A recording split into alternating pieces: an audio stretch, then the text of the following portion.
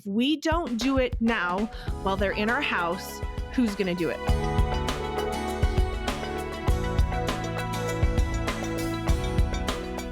Our kids are just living in a world that is trying to propagandize them in every way and trying to sway them to believe something that is not true, most of the time. And they're truly bombarded with this on a daily basis, whether they're on social media or not, but especially if they do have social media, it's everywhere. How can we help our kids to develop media discernment? I mean, obviously, like we've been talking about teaching them to recognize fallacies, but how do we teach them to be discerning with what they're seeing all around them? It's such a good question.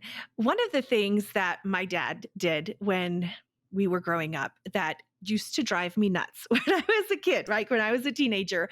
But now as an adult, I look back and I have so much appreciation. I understand now what he was doing is he used to narrate life, right? So we could be driving down the road, and if we would see something, he would talk about it, about his thoughts on that thing and what he was seeing. If there was something we were listening to on the radio, he used to do it during movies, which would drive us nuts because we'd be watching a movie and somebody would say something and he would comment on it. He would comment on, well, that's ridiculous because this, or, oh, they're just doing this because, right? And so he was always just kind of narrating life for us, which used to drive us nuts. But now I realize what he was doing, because on a daily basis in our everyday life, he was teaching us how to have discernment. He was teaching us how to take the things that we were seeing and think about it. And he didn't use any of this. He didn't even use equivocation or ad hominem. Like he didn't have any of this formal logic training either. But he was just constantly using the things that were around us as teaching moments. And he didn't say, I'm going to teach you a lesson. He just would say it. He just would say it, right? And I thought that was genius. Not at the time.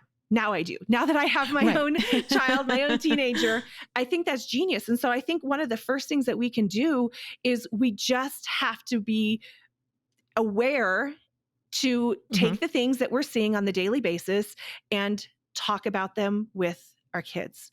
Another thing that I do is I intentionally seek out things, like if I'm on social media and like I said, with the meme, when I see things, I will show my daughter and I won't lead her. I mean, she kind of knows what's coming now, right? Because we've done it enough.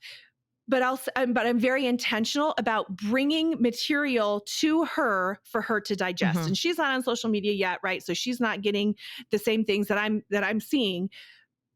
Right. And I don't want her to, but I'm preparing her. So like that graphic that I saw, well, this is biblical, but it's not Christ-like. Right.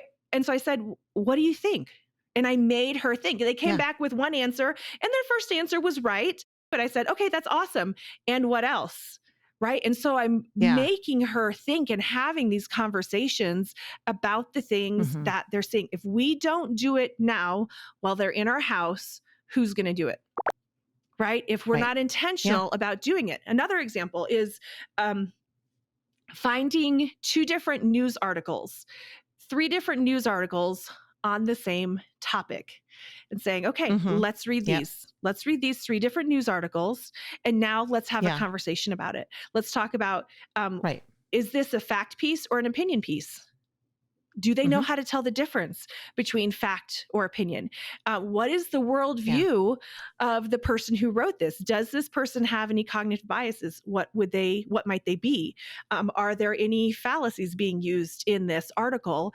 What does God's word say? Is this truth? Can you think of anything else that this might compare to or that you've heard of before? Right? And just finding material intentionally and having these conversations, and helping them realize there is a difference between emotionalism and relativism and truth. And there is a truth and we can know it. And maybe you'd ask them, how would you respond to this? If you saw this, how would you answer this? All of those things are really vital. And I feel like if we're not intentional about doing those and seeking out those, and by the way, let me just say this, I've got a teenager. These are not like 45-minute conversations. Okay. We're talking. If it's 3 to 5 minutes talking about it, I'm happy. That's good. That's enough. They're getting it, right? They're getting, I don't want to set this big expectation that people think, oh, you're having these big drawn out, deep conversations. Not Right. all the time. No, not all the time.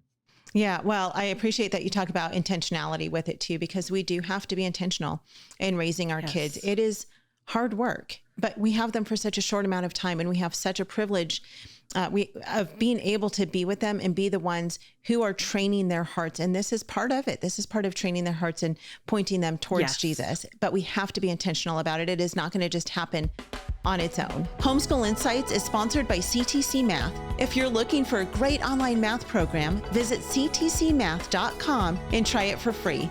For more great homeschool inspiration and resources, listen to the Schoolhouse Rocked podcast every Monday, Wednesday, and Thursday.